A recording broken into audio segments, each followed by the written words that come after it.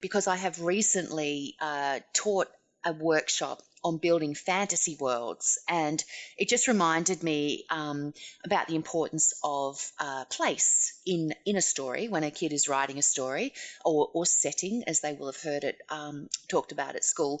And I've just got 3 quick tips for kids when it comes to creating a world in your writing.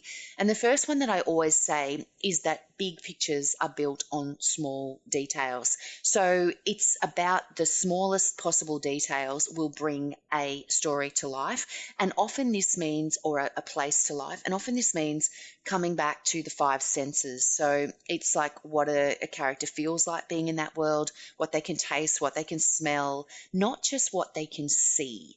And I think that that's sometimes where kids get caught up, because they'll be trying to describe in enormous detail what a character is looking at. Whereas if they can talk about the sweat rolling down that character's, arm as they stand there, you're showing immediately that it's hot and it's humid, and you don't need to then go into huge amounts of detail to describe it, that it looks hot or the sun is bright or whatever.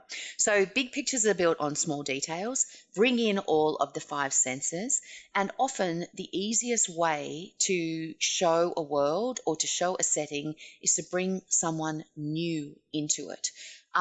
Because if you think about what your own surroundings are like and how you don't really, like, once you get used to something, you don't notice it anymore. It's not a big deal. Whereas if you're new to something, you notice everything about it. And I always use the example of my husband and his obsession with train documentaries. So we watched the Michael Portillo, series, and he's always going to different places. We watched this one particular episode where he got off a train in Siberia, and he had been inside the train carriage, and he was, wearing his usual, yellow pants with red jacket kind of arrangement. And he opened the door of the carriage to step out onto this train platform in Siberia, and he was greeted by these 2 blokes wearing about 27 layers of clothing. Like they were like walking puffer jackets. There was that much gear on these people. And as soon as he opened the door, you could see his face going, I've made a mistake here, because he was still wearing his lightweight jacket. They're wearing their 20 layers of clothing. And I turned to my husband and I said, imagine getting up every day and putting on the 20 layers of clothing required to step outside your front door. What a pain.